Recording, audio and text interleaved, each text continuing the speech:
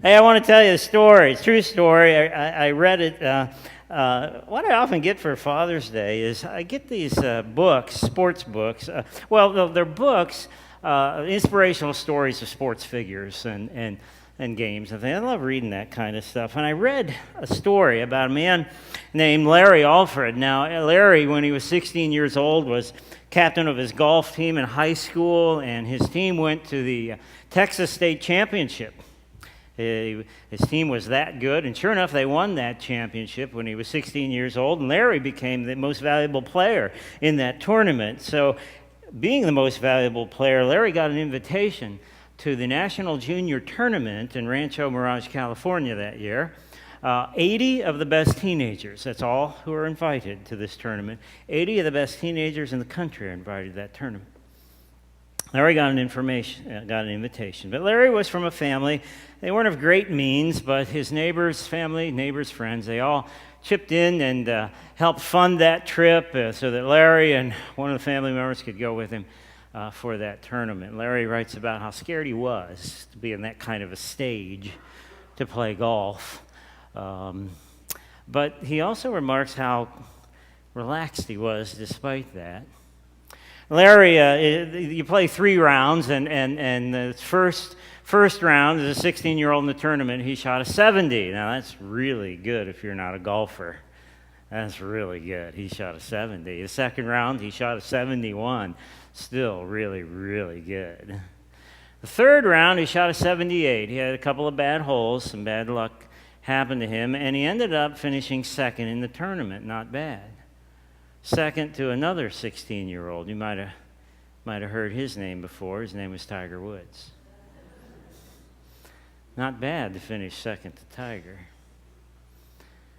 Larry went back home, continued to play on the golf team for the ensuing years. He graduated high school, got an offer from the University of Arizona, full scholarship to play golf in Arizona and to go to college while you do it. Just about heaven for a golfer, huh? But Larry decided that would place a hardship on the family. You see, the money that he made after school and his other odd jobs helped with the family income, and he knew that if he left, there'd be a hardship. And so he decided to stay local. He decided to go to the University of Houston. Now, he didn't have any scholarship offers. He wasn't even invited to be in their golf team, but he went and saw the golf coach, and the golf coach was able to come through with a little bit of a scholarship money to make it possible for Larry to go to school. So by the time Larry graduated high school, you know, his future had been set, at least his immediate future at the University of Houston in the fall, and a member of their golf team. That summer, Larry kept working at the Greenwood Country Club, as he had every summer. Worked in the cart barn there, and occasionally he'd go out with a few of his friends, and they'd go into the water hazards and scoop up the balls, and the clubhouse would pay them 17 cents a ball. And they could get up to $2,000 a night some nights. Not bad. It just shows you how bad golfers are, aren't they? $2,000 a night. One night after work, one of Larry's buddies had his father's Corvette Stingray, and said, "Hey, after work, let's really go do something." And so both of them piled in the Corvette. There was a big wreck on I-45 that night, and it was Larry and his buddy, and Larry got ejected out the T-top of the Corvette. In the emergency room waiting room, his parents just prayed to God that they'd save their son's life. Unfortunately, the surgeon came out and said they would have to amputate Larry's left arm from the elbow down. But their bigger concern was the head injury that they thought Larry might have received in the wreck. So they said, "We need to induce a coma for your son." And Larry was in a medically induced coma for 90 days following the wreck. Parents went to the bedside every day. Just prayed to God for their son. They were people of faith. They attended church on occasion, but they were surrounded by the church family that they had been involved in for some years. Larry was a teenager, so, his faith life, it was a teenager's faith life. But Larry says he never doubted that there was a God, never doubted any of that. After some 90 days, Larry woke up on his own. In a miracle of miracles, Larry had absolutely no brain damage, no neurological problem, full memory. Larry's father says they were scared to death to tell him about his left arm because if you talk to amputees, they say your mind plays tricks on you. You feel like you still have the limb. And so laying there in the bed, Larry knew no different. When they told Larry about it, Larry writes that he became very, very quiet for some time. And then he simply said, "You know, I did this to myself. I just thank God for saving me." You know, on occasion I have an opportunity to talk to new Christians and people who come to faith, some kind of, and I love new Christians because they're excited. I love that, you know. They want to devour anything, and I mean devour. They want to read it, study it, and just take it all in that they can. "Pastor, where should I start in the Bible? Should I start in Genesis?" And I said, "Please don't start in Genesis. You'll never make it past Joshua." Everybody stops at Joshua. You know, even hardcore can't do Joshua. I say, read the Gospel of John, because that has more of what Jesus said than any other book of the Bible. It'll tell us more what Jesus says. So read the Gospel of John. I said, second to that, then read the book of James. Because the book of James has been called the practical manual on Christianity, about how to live a life of discipleship. And he starts out, I love the way James starts out. "I, James, a servant of God and of the Lord Jesus Christ, to the 12 tribes in the dispersion, greetings." You know, that's a Jewish thing. "My brothers and sisters, whenever you face trials of any kind, consider it nothing but joy. Knowing that you out here are all mature Christians, I am certain you do that every time," right? You're mature. You're not a new Christian. You do that, right? You count it joy. Trials, sufferings, tribulations happen in your life. No, we're human. I guess what I like about James is probably the very thing Martin Luther didn't like about James is he doesn't soft pedal it. He doesn't write, you know, this new Christian family you're going to be a part of is going to be really encouraging. You're going to really enjoy the fellowship that you share and following Jesus. And, you know, it's the truth, and so you're following the truth. And we're going to take all these baby steps, but we're going to learn together, and it's just going to be wonderful. No, he doesn't start that way. He says, count it all joy whenever you face trials of any kind. It's going to get tough, and it's going to be tough. And it's going to be right away. It seems like absurd advice, doesn't it? To say count it all for joy. Absolutely absurd advice. But it's wonderful advice for this reason. And he explains it.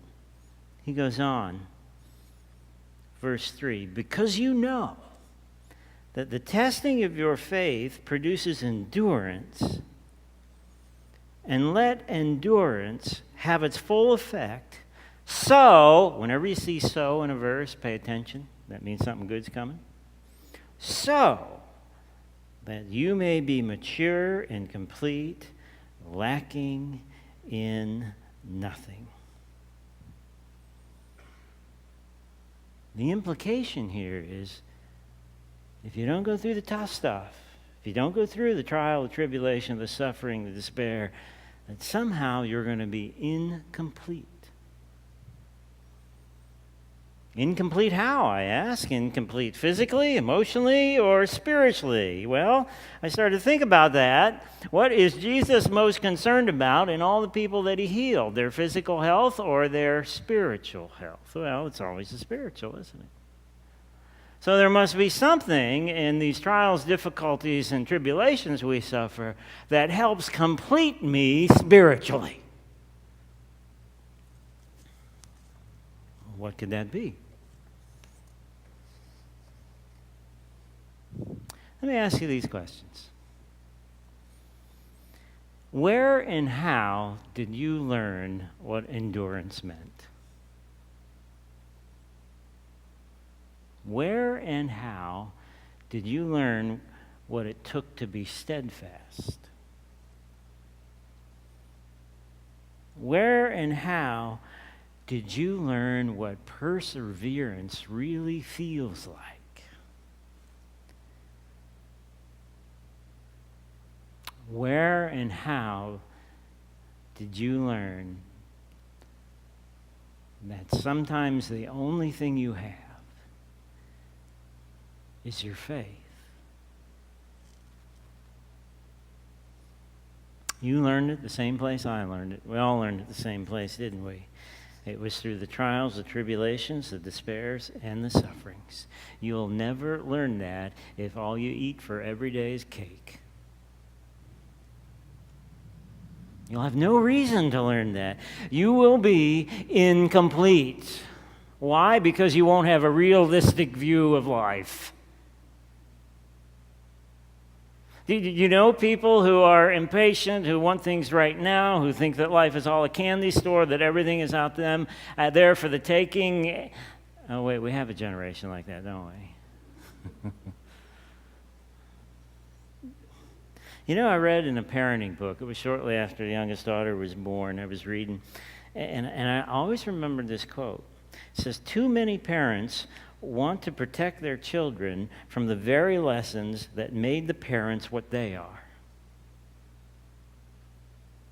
That's true, isn't it? And I want you to think back in your life. What do you think you would be like if you hadn't gone through some of the darkest of times you've gone through in your life? What kind of person would you be now if you had never suffered anything? What kind of person you think you'd be? Probably one with not a lot of friends. Your whole worldview would be askew. You'd have no idea of what perseverance and endurance is. Be proud of your experiences. Be proud of what you lived through in your life. You know, be proud of your gray hair. You lived long enough to get it. Yeah, praise the Lord, you know. Those horrible times made you a better person, didn't they? I bet they did. You became complete. See, that's the neat thing about God. He's so powerful, he can take these trials, tribulations, despair, all this suffering that so often happens in our lives, comes out of nowhere. He can take that stuff and turn it to our good. What the devil means for our destruction, God says, I'm going to trump the devil and make it actually work for you.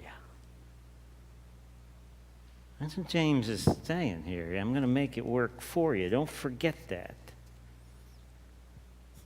I always loved the rapid-fire joke style of, remember the comedian Henny Youngman? Some of you remember that name. I love the rapid-fire jokes, and there's one I remember that he used to tell. He says every time he went into the classroom for the first year as a kid, he always told the teacher that he learned best by example, so that if he ever did anything wrong, punish the kid next to me. You know?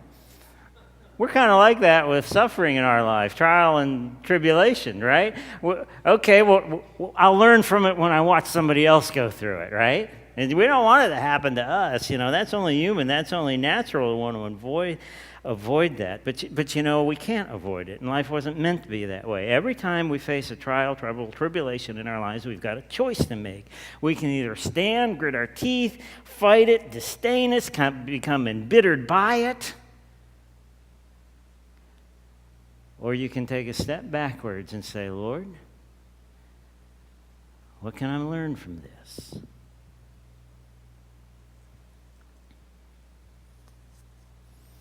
When I've ever had the courage or maturity, which isn't very often, but if I've ever had the courage or maturity sometimes when I'm facing difficult times to step back and actually do the latter and say, Lord, what can I learn from this? My anxiety level instantly goes down. I start to feel the peace that passes all understanding. My problems haven't changed, but I've changed. My reaction to them have changed. And I actually find that I'm in a better position for God to reach into my life and actually give me the gifts that I need in order to be a conqueror over them in some kind of way in my life. See, I know a lot of us think life isn't fair and bad things happen to good people. They do. But you know what? You and I, we don't get to define what's fair. It's only the author and the creator, the guy who made us, is the one who gets to define what's fair. Don't ever confuse the goodness of God with a trouble-free life. If you do, you are in for a crushing disappointment. God sharpens the ones that he loves. He sees life from a spiritual perspective. We're so stuck in the physical, but it's the spiritual that needs to be complete so that we can be prepared to live the life he's intended for us to live, not only here on earth, but in heaven, our eternal destiny.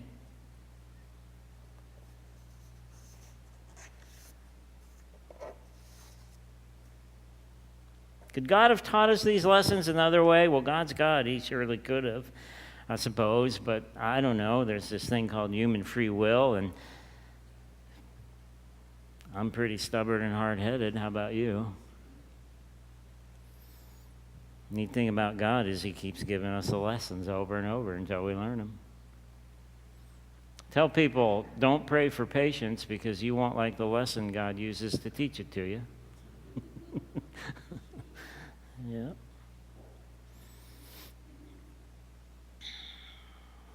Our tribulations and trials and our sufferings are not for nothing if we let God control it. Everything is under God's hand. He's got, what did we just hear? He's got the whole world in his hands.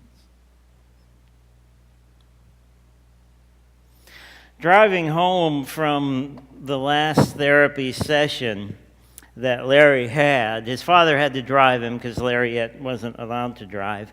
But it was in the spring of the year after Larry had that accident in the summer. It was the following spring, and Larry's father tells the story that it was kind of on a whim, but he decided at the last minute to pull into the parking lot of the driving range that he had taken Larry to first when he was 8 years old. He didn't know what his son's reaction would be. He writes he was scared. He didn't know how his son would react to that, but Larry didn't say anything about that. And when Larry's father suggested they go out and hit a bucket of balls, he says he thought about it for a minute, and he had the urge to just say, no, let's go home. But Larry cooperated, and he got out of the car, and sure enough, he tells a story about how the first swings, just one-handed, he said, were just so awkward. He completely missed the ball many times. He had to learn it all over again. But obviously, when you golf that well, you have some kind of natural eye-hand coordination. And he was a bit surprised how quick it did come back. And sure enough, he started to hit the ball, the driving range. They were going wild left and wild right, and they had no control over it. But a few of them, he hit kind of straight. A week later, it was Larry this time who said, hey, Dad, let's go down to the driving range. I think I want to hit another bucket.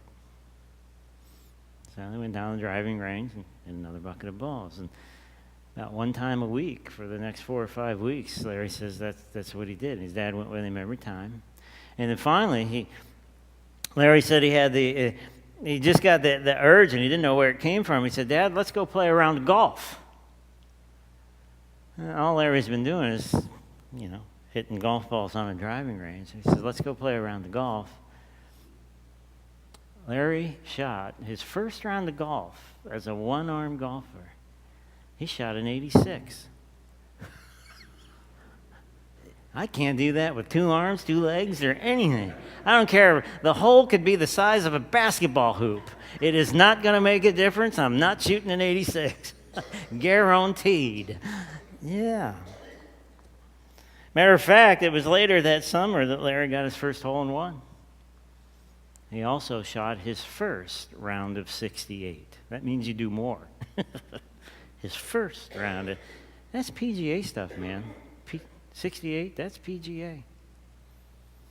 That's how good this guy was. He said Tiger never had any competition. I bet Larry would have given him some.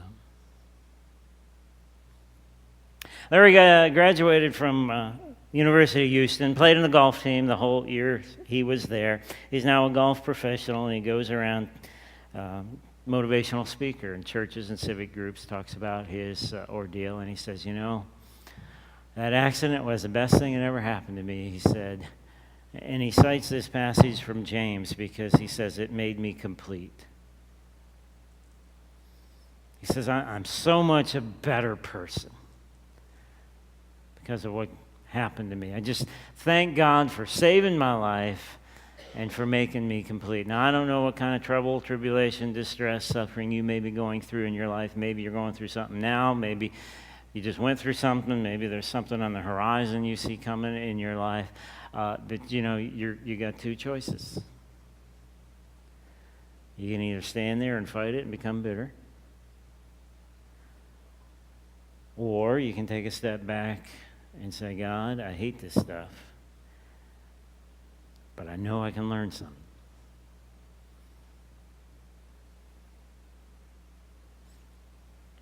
Which choice do you think Larry would want you to make? Those of you in the front row may want to duck. The very safest place to stand when I play golf is right there in front of me. That's the honest truth. I did this at the first service. They're out of the hospital as far as I know now. So we'll just see what happens here. That deserves a hand, folks. I got to practice to do that. Amen.